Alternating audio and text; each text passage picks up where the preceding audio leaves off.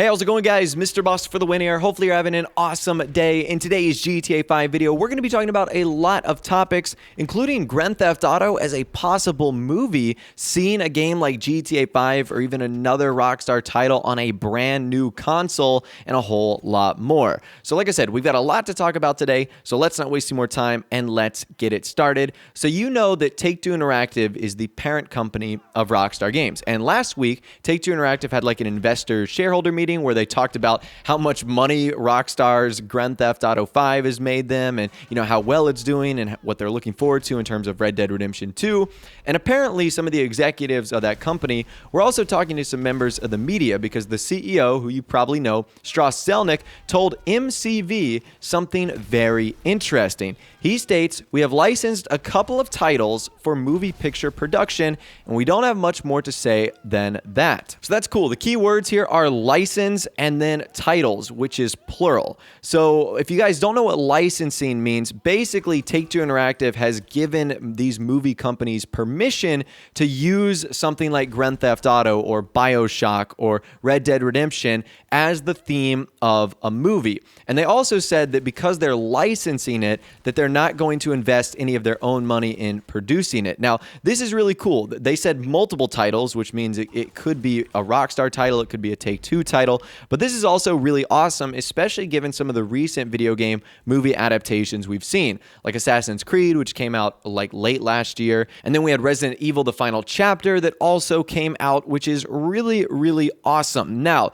it's also unclear which IPs Take-Two has licensed. I want to make this very clear that this doesn't necessarily 100% mean it's Grand Theft Auto, although that would be extremely cool because the Grand Theft Auto games are kind of like movies where you're in control, and in some instances you do determine the outcome. But imagine how cool it would be to see a game like Grand Theft Auto 5 or GTA 4 or Grand Theft Auto San Andreas or GTA Vice City made into a movie. That would be really awesome. So like I said, it could be any IPs. It could be Rockstar IPs like Grand Theft Auto, Red Dead Redemption, Max Payne, Bully, or it could also be the 2K brands like Borderlands and BioShock. Now, my vote for there is BioShock, because that would actually be really awesome to see turned into a movie. Now, what's kind of funny is back in 2013, Take-Two said almost the exact opposite. They said that adapting a game into a movie could actually be a huge risk. And 2013 was obviously 4 years ago. People's opinions changed. The atmosphere and environment changed in terms of making video games and movies. So now I think it would be a great idea. At this point, I'm just hopeful that it is a Rockstar title or that it is BioShock. Those are probably like my top three right there. Grand Theft Auto, Red Dead Redemption, or BioShock. Although Red Dead Redemption is kind of closely related to the show Westworld, where it takes place in the Wild Wild West. That's kind of like my original thought line.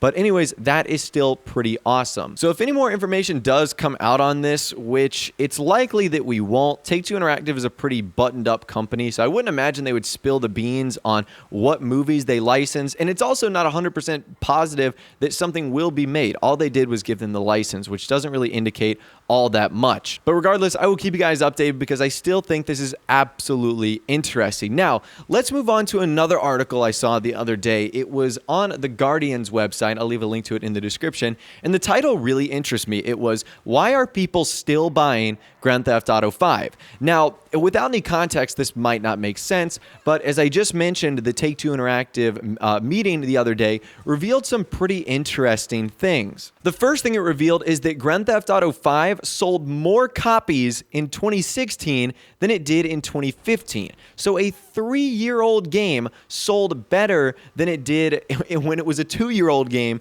in 2015. That just defies all logic, and it doesn't make sense. More crazy details is that Grand Theft Auto 5 was the 6th best-selling game in 2016. This game came out in 2013, and in 2016, it was the 6th best-selling game across all platforms, which is just absolutely ridiculous. So it really does raise the question, why are people still buying Grand Theft Auto 5? And I think the answer is pretty clear here, that it's Rockstar's multiplayer mode, Grand Theft Auto Online. Because if you think about it, there would be no reason to return to GTA 5 story mode. There's been, for the most part, no updates outside of the minimal content we got moving from Xbox 360 and PS3 to Xbox One and PS4.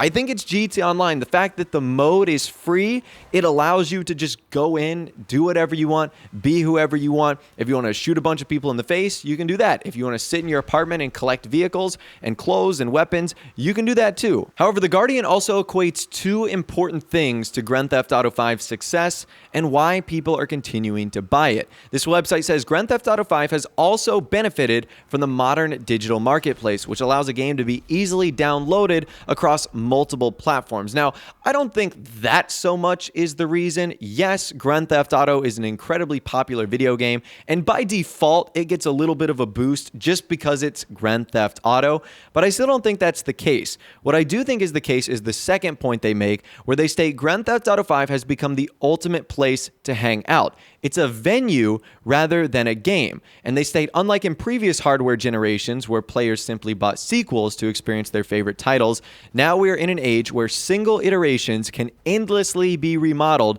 and re-equipped for successive machines. And that's where we see Los Santos and Grand Theft Auto 5 being built on the old generation, new generation, and PC.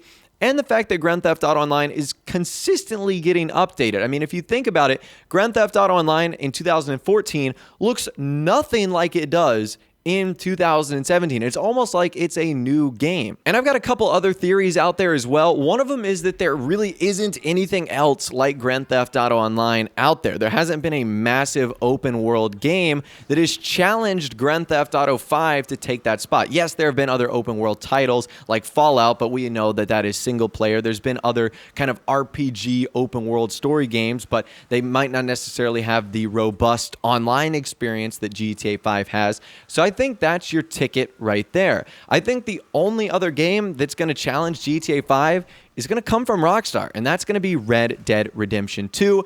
And that's where I want to talk about our third thing today, and that is the effect that Grand Theft Auto Online could have on Red Dead Redemption 2, for the good and for the bad, and I'd like to talk about that right now as well. So let's start with the good first. Number one, Grand Theft Auto Online is kind of a trial run for Red Dead Redemption 2's multiplayer. It's likely that most of the kinks, the bugs, the glitches, the things that didn't work and didn't go right at all are just not going to be put into the multiplayer version of Red Dead Redemption 2. And that just comes from experience and Rockstar having a few years under their belt building a massive multiplayer online world. So even though the game won't be set in 2013, it'll be in the Wild Wild West, there's still elements that'll carry over. Shops could still exist where players can buy weapons and clothing. Even though we're obviously not going to have cars, that doesn't necessarily mean there won't be vehicles and horses that you can buy, different breeds, different types, with accessories, just like you see on the cars today, whether it's saddles, whether it's stagecoaches, whether it's wagons that you attach to the back. You can bet that Rockstar is going to have some vehicular, if you can see my air quotes there, upgrades to put on our Red Dead Redemption 2 characters. And even some of the gameplay elements from Grand Theft Auto 5, like heists, could easily be transported over to Red Dead Redemption 2. Instead of doing elaborate like FIB heist and whatnot, you could do like this, drugstore heist, or you could do this like barn heist or something like that. I'm trying to come up with ideas on the fly here, and it's not working all that well, but you get the idea. There's also other gameplay elements as well that would work. Races, instead of using vehicles, might use horses. Team death matches will obviously probably exist into the game as well. And I mean, even the content of Bikers Update, which is essentially building like various illegal drug rings, you can still do that in the Wild West. Maybe instead of, weed or something like that, it's moonshine or something along those lines. I'm really not too sure, but you get the idea. Rockstar can transfer a lot of things from online to Red Dead Redemption 2's multiplayer. And that kind of leads us to one of the only bad things I could see with this. With Grand Theft Auto Online, Rockstar saw the success of shark cards. It's clear. It's making them a ton of money. So I wonder what that's going to be in Red Dead Redemption 2. Are they going to be like horse cards? Are they going to be like buggy cards? I'm really not too sure. But you can bet that the content is likely going to be pretty expensive right off the bat. I don't think we're going to see that phase that we had in Grand Theft Auto Online, where in 2013 and 14, the content was relatively cheap and then kind of spiked up. I think that from the get-go, this stuff's going to be expensive. Rockstar is going to want to capitalize on this game, definitely as much as they can, and I can't blame them. They're a business at the end of the day.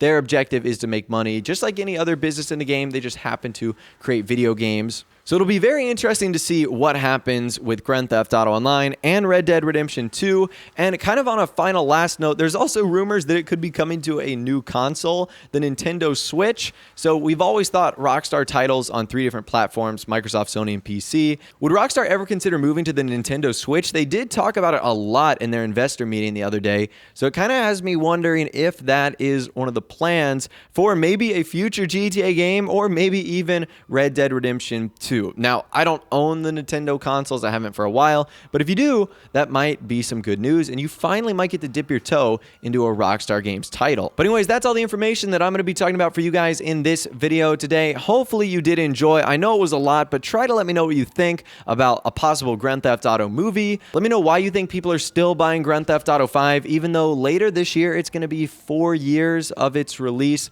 Like I said, I'd love to hear from you guys there. If you guys did go and enjoy this video, though, a like rating would, of course, be awesome. And also, subscribe to my YouTube channel if you are new or you like daily GTA 5 videos like this. With all the way, guys, like I said, thanks so much for watching. Take care, and I'll see you guys in the next video.